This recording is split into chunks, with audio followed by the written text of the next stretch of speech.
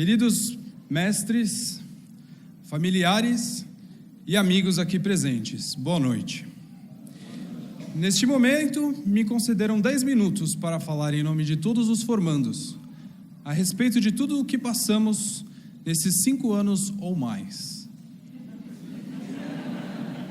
Mas, na verdade, eu decidi fazer diferente, porque eu acredito que tão importante quanto tudo que vivemos é como essa vivência nos transformou. E por isso eu quero falar em nome de todos os formandos sobre 3 sentimentos que estão presentes em nossos corações no dia de hoje. Esses 3 sentimentos são gratidão, orgulho e humildade.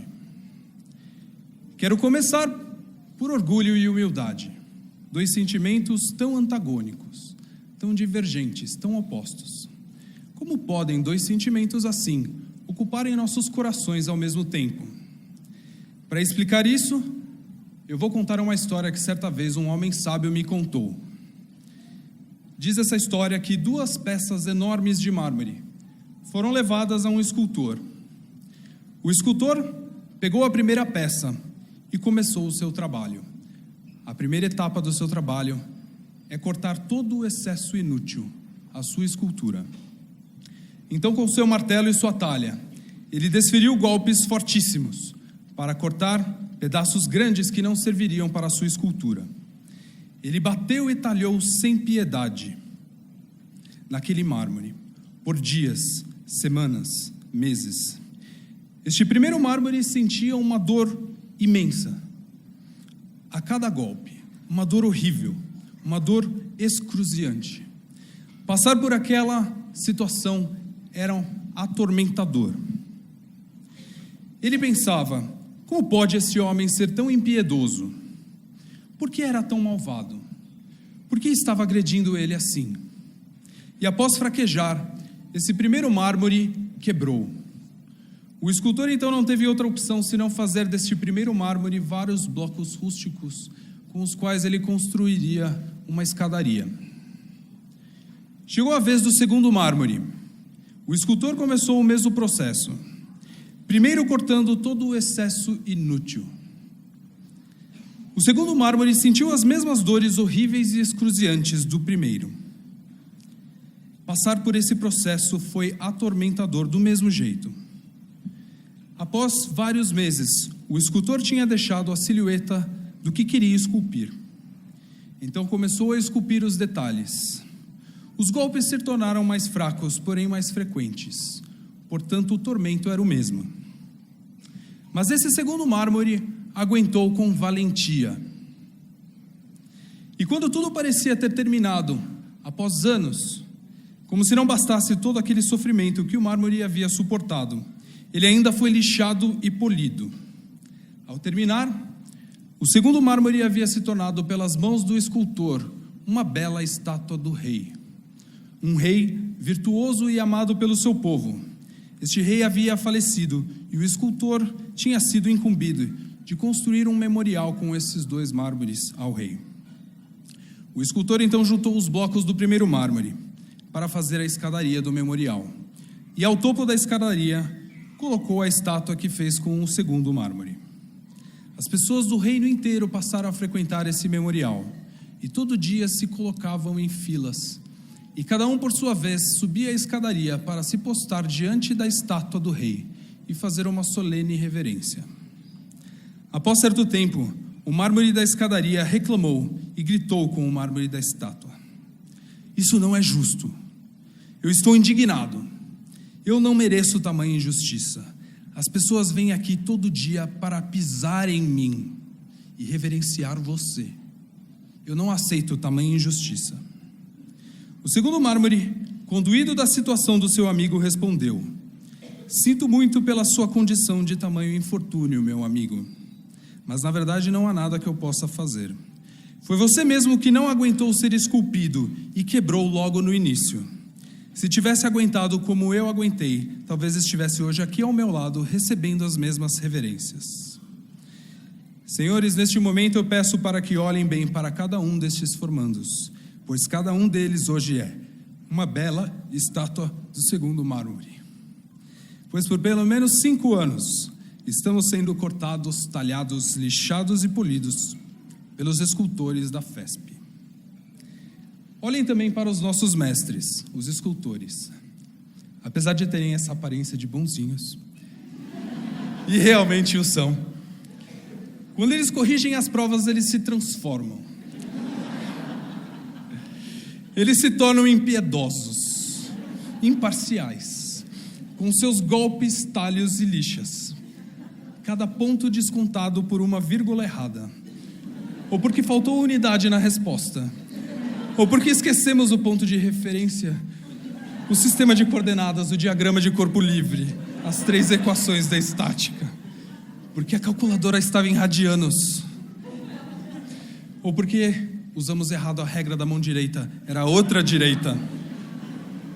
Cada detalhe nos custou cortes e talhos tão profundos que nunca esqueceremos. Quantas notas baixas, quantos zeros. Acreditem quando eu vos falo, doeu, e muito.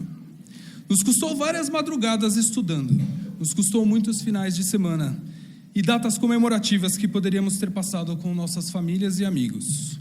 Nos custou por vezes férias e viagens que deixamos de aproveitar estudando para fazer provas especiais. Nos custou por vezes até um ano inteiro a mais para refazer as matérias que não passamos. Com certeza, em momentos de fraqueza, cada um de nós, pelo menos uma vez, pensou em desistir, em ir para outra faculdade mais fácil, talvez, quebrando como o primeiro mármore da história, para se tornar mais um degrau da escadaria para ser pisado, mais um currículo para ser descartado. Mas não, senhores. Cada um destes formandos aqui hoje continuou, aguentou até o final. Passamos pelo crivo destes doutos mestres que são tão exigentes, rigorosos e detalhistas. Essa é a raiz do nosso orgulho. Porém, este processo nos mostrou que é muito mais fácil errar do que acertar. Erramos quando não sabemos, mas erramos também quando sabemos demais, pois a soberba nos deixa desatentos e negligentes. Há uma piada entre os estudantes de engenharia, civil pelo menos, que diz: cada vez que erro um exercício, vejo um prédio cair na minha frente. A responsabilidade de um engenheiro é enorme. Uma negligência pode custar muitas vidas. E se não fosse o rigor e exigência dos nossos mestres, sairíamos da FESP soberbos e descuidados e negligentes. Mas não, senhores. Estamos saindo humildes, cientes de nossas limitações, cientes de que é preciso refazer os cálculos sempre e conferir os resultados, exercendo nossa profissão com cuidado e responsabilidade. Essa é a raiz da nossa humildade. E por fim, uma das maiores riquezas de uma pessoa é poder se olhar no espelho e saber quem ela é, saber do que ela é capaz, saber quais foram suas conquistas sinceras, quais foram seus méritos, as provas que fizemos sem colar. Hoje, quando nos olhamos no espelho, sabemos do que somos capazes, pois chegamos até aqui. Sabemos o esforço que empregamos, descobrimos nossa capacidade de nos autossuperar, de nos autoestimular, de nos erguermos após uma queda, de continuar quando tudo nos faz querer desistir. O dia de hoje é o resultado de despertarmos um potencial que antes desconhecíamos e que hoje está vivo em nós. Este potencial que nos faz sair daqui e poder dizer: hoje eu sou um engenheiro, mas não sou qualquer engenheiro não, eu sou um engenheiro da FESP. Essa conquista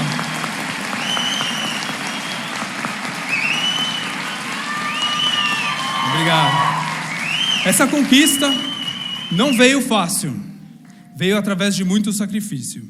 E sabemos que o sacrifício não foi só nosso.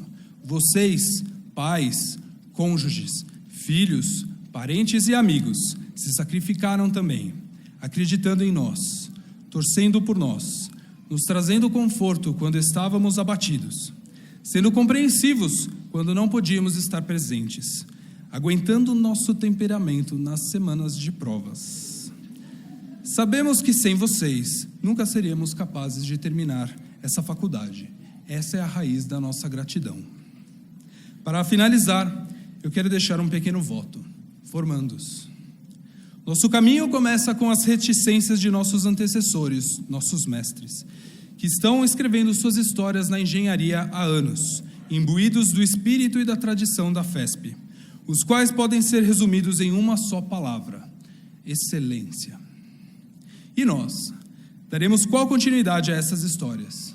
Pois bem, o meu voto é que possamos todos lembrar desse espírito e tradição de excelência da FESP e levá-la onde quer que formos, para que possamos dar continuidade e manter viva essa tradição, fazendo o nosso próprio trabalho com a mesma excelência e carregando o nome e a reputação desta casa, desta escola, da nossa escola, da FESP.